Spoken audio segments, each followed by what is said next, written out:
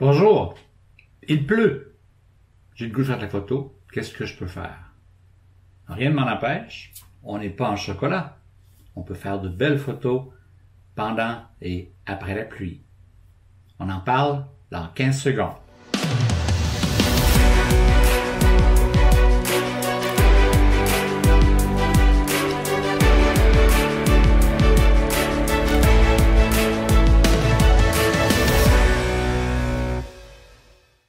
Pourquoi a-t-on peur de sortir lorsqu'il y a de la pluie?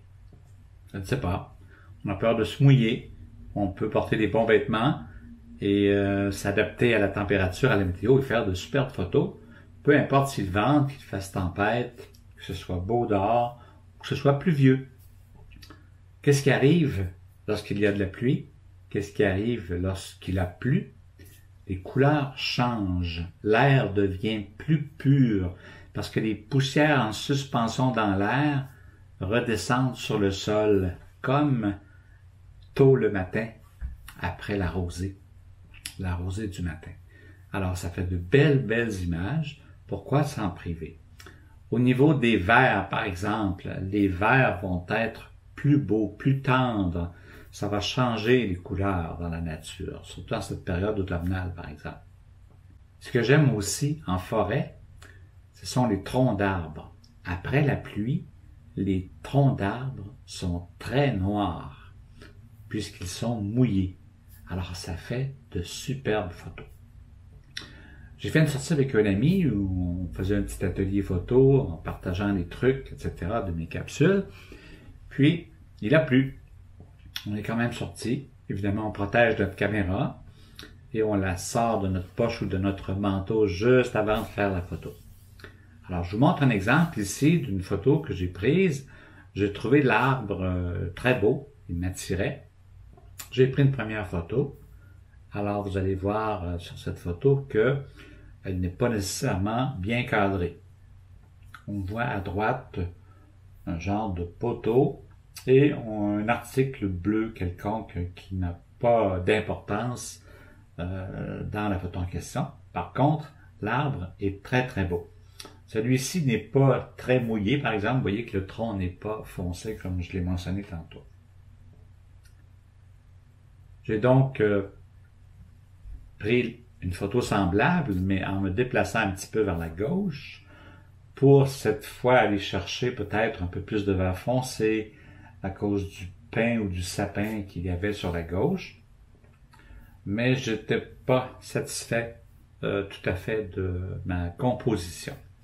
Je me suis donc replacé ainsi, conservant du vert sur la gauche, conservant mon arbre vedette décentré. Et comme je travaille en photo brute, en photo RAW, sans traitement JPEG, j'ai dû lui appliquer quelques corrections de contraste et de luminosité, comme ceci.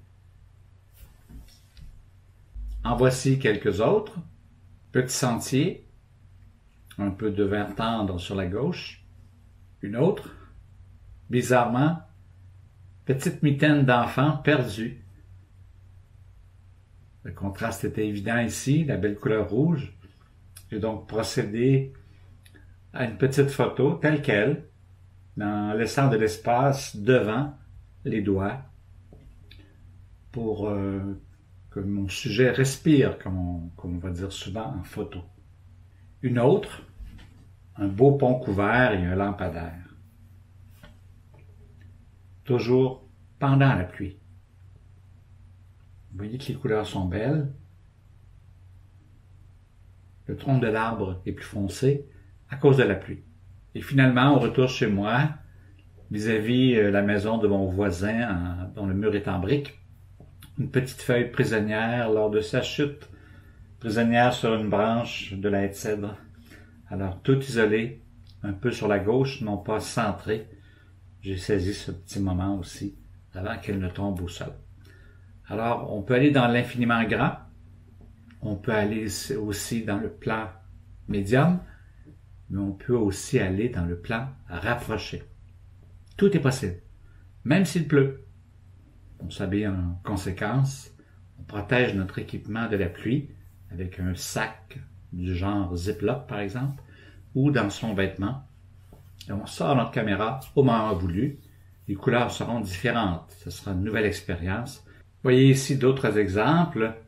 Après la pluie. Un beau feuillage vert, de belles gouttelettes. C'est vivant, c'est très très beau. Et le vert est magnifique. Une autre, un vert plus tendre, belle fleur, encore une fois de la pluie. Et s'il n'y a pas de pluie, rien qui ne vous empêche d'arroser avec un petit atomiseur avec de l'eau. Rien ne vous empêche d'arroser quelques fleurs et de faire des tests, de prendre de belles photos. Quand c'est nuageux, alors pourquoi se limiter? Alors je vous invite à sortir, beau temps, mauvais temps, et faire tous vos essais, faire de belles photos. Merci d'être là, mettez un pouce, abonnez-vous à la chaîne et partagez avec vos amis mes capsules si vous les trouvez adéquates et instructives pour vous. Merci, au revoir.